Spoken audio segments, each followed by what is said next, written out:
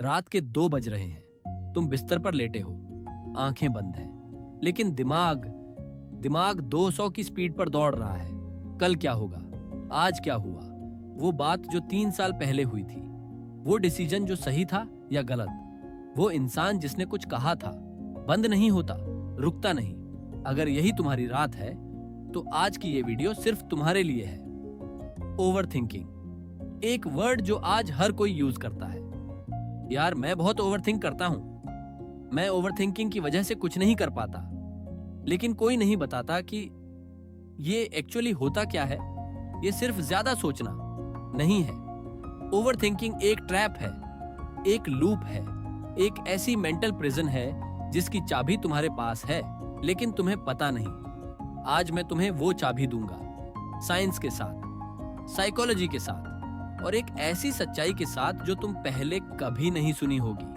पहले समझते हैं कि ओवरथिंकिंग होती क्यों है। तुम्हारे दिमाग में एक हिस्सा है जिसे कहते हैं एमिगडाला।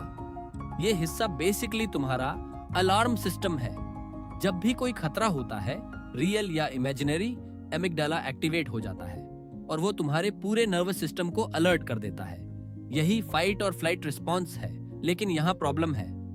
हजारों साल पहले जब इंसान जंगल में रहता था, ये सिस्टम काम करता था। शेर आया, एमिगडाला अलर्ट, भागो। लेकिन आज तुम्हारा एमिगडाला ये नहीं समझता कि शेर रियल है या इमेजिनरी। एग्जाम फेल हो गया तो एमिगडाला अलर्ट। उसने मुझसे बात क्यों नहीं की, एमिगडाला अलर्ट। भविष्य में क्या होगा, एमिगडाला अलर्ट।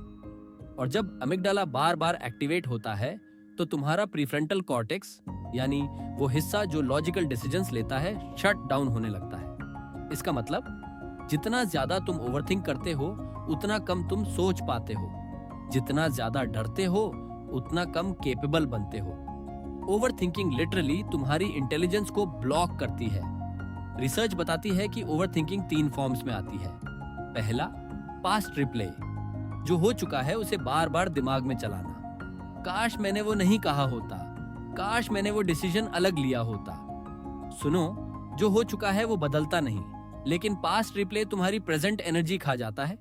दूसरा, फ्यूचर कैटास्ट्रोफाइजिंग, जो हुआ नहीं उसका वर्स्ट केस सिनेरियो दिमाग में चलाना। एग्जाम में फेल हो गया तो, इंटरव्यू में रिजेक्ट हो गया तो, कोई मुझे पसंद नहीं करेगा तो। स्टडीज बताती हैं कि 85% चीजें जिनकी हम चिंता करते हैं वो कभी होती ही नहीं, और जो 15% होती हैं उनमें से 79% में हम उससे बेहतर डील करते हैं जितना हमने सोचा था। यानी तुम जिस चीज से डरते हो वो ऑलमोस्ट कभी उतनी बुरी नहीं होती। तीसरा, एनालिसिस पैरालिसिस, एक डिसीजन को इतना एनालाइज करना कि कोई डिसीजन ही नहीं ले पाते। ये करूं या वो, अभी करूं या बाद में, सही है या गलत, और रिजल्ट कुछ नहीं होता। तीनों फॉर्म्स का एक ही आउटकम है, तुम स्टक रहते हो। अब बात करते हैं कि ओवरथिंकिंग तुम्हारी जिंदगी में क्या क्या बर्बाद कर रही है। पहला, नींद। ओवरथिंकिंग वाले लोगों को एवरेज 47 मिनट कम नींद आती है हर रात।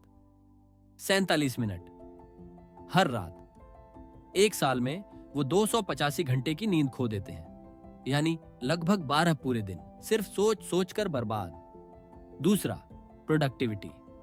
जर्नल ऑफ एक्सपेरिमेंटल साइकोलॉजी की एक स्टडी में पाया गया कि ओवरथिंकिंग करने वाले लोग सिंपल टास्क्स में 3 गुना ज्यादा टाइम लगाते हैं। वो इसलिए नहीं कि वो कम कैपेबल हैं, बल्कि इसलिए कि उनका दिमाग काम पर नहीं, पॉसिबिलिटीज पर होता है। तीसरा, रिश्ते। ओवरथिंकिंग से इनसिक्योरिटी आती है, इनसिक्योरिटी से जेलसी आती है, जेलसी से कॉन्फ्लिक्ट्स होते हैं, और धीरे धीरे तुम्हारे सबसे जरूरी रिश्ते टूटने लगते हैं, सिर्फ इसलिए कि तुम्हारा दिमाग उन्हें रियल होने से पहले ही डिस्ट्रॉय कर देता है। लेकिन अब आती है असली बात। ओवरथिंकिंग एक चॉइस नहीं है, लेकिन इससे बाहर निकलना एक चॉइस है, और ये 3 स्टेप्स काम करते हैं। Science backed, proven. Step 1, name it. जब भी ओवरथिंकिंग स्टार्ट हो, बोलो खुद से, मैं अभी ओवरथिंक कर रहा हूं, बस इतना। रिसर्च शोज करती है कि जब हम अपनी इमोशन को नेम देते हैं तो एमिगडाला की एक्टिविटी 50% तक कम हो जाती है, सिर्फ इसलिए कि अब तुम्हारा प्रीफ्रंटल कॉर्टेक्स एंगेज हो गया। अवेयरनेस ही एंटीडोट है। Step 2, 5 4 3 2 1 technique. जब दिमाग लूप में जाए तुरंत करो ये। 5 चीजें देखो जो तुम्हारे आसपास हैं। 4 चीजें जिन्हें तुम टच कर सकते हो। 3 आवाजें जो तुम सुन सकते हो। 2 चीजें जो तुम्हें स्मेल आ रही हैं। 1 चीज जो तुम टेस्ट कर सकते हो। ये ग्राउंडिंग टेक्निक है। जब तुम्हारा दिमाग पास्ट या फ्यूचर में होता है, ये टेक्निक उसे प्रेजेंट में खींच लाती है और प्रेजेंट मोमेंट में कोई रियल थ्रेट नहीं होती। Step 3, scheduled worry time. ये सुनने में अजीब लगेगा, लेकिन ये सबसे पावरफुल टेक्निक है।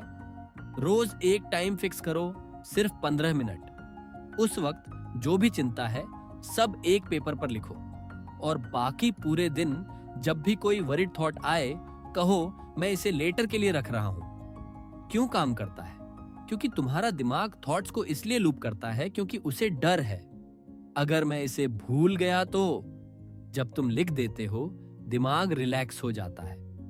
ठीक है, नोट हो गया, अब छोड़ो।